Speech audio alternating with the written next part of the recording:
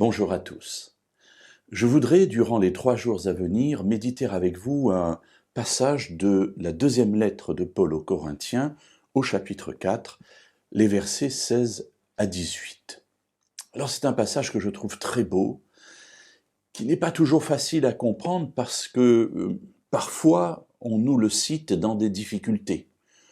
On traverse des difficultés, voilà que quelqu'un vient nous dire « Écoute, ne t'inquiète pas, tout va bien, parce que finalement, voilà ce que Dieu fait pour nous, ce que nous allons voir durant ces 3 jours. » Ce n'est pas toujours le bon moment.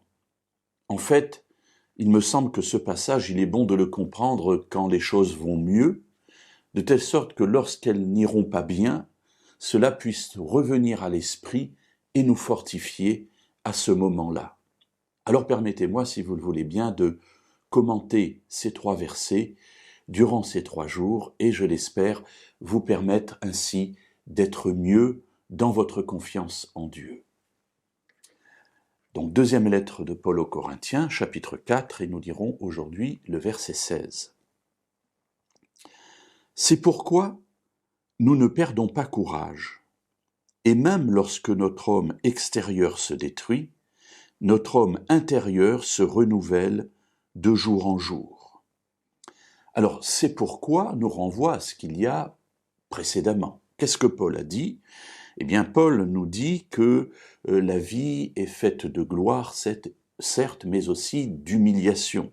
Et qu'en l'occurrence, nous pouvons être livrés à la mort à cause de notre foi en le Messie Jésus, et tout cela eh bien, fait partie de la vie du croyant. Donc c'est pourquoi nous ne perdons pas courage, parce qu'après être passés par la période d'humiliation, il y a aussi la période de gloire, cette résurrection qui nous est promise et à laquelle Dieu nous appelle et qui est véritablement pour nous une espérance biblique, c'est-à-dire une certitude mise dans l'événement à venir. Et Paul nous dit, nous ne perdons pas courage, et même si notre homme extérieur se détruit, notre homme, c'est-à-dire notre être extérieur se détruit. Alors pourquoi se détruit-il ? Tout simplement parce que les aléas de la vie ou les persécutions, ou parfois les deux en même temps, font que notre être extérieur se détruit. Ça peut être la maladie, ça peut être effectivement, comme je le disais il y a quelques instants, la persécution. Bref, tous ces éléments vont attaquer notre être visible et vont l'amener peu à peu à se détruire. Et bien même quand cela se produit, Paul nous dit que lorsque nous marchons avec Dieu, notre être intérieur se renouvelle de jour en jour.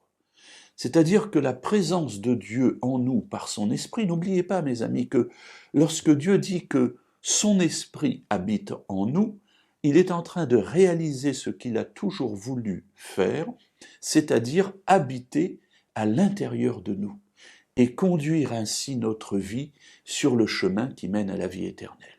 Et bien même lorsque tout ce qui est extérieur se détruit, pour toutes les raisons que nous avons dites il y a quelques instants, eh bien notre être intérieur, grâce à cette présence de l'Esprit en nous, va se renouveler constamment de jour en jour. Et c'est avec ce fondement que Paul va pouvoir dire ce qui suivra et que nous considérerons demain matin.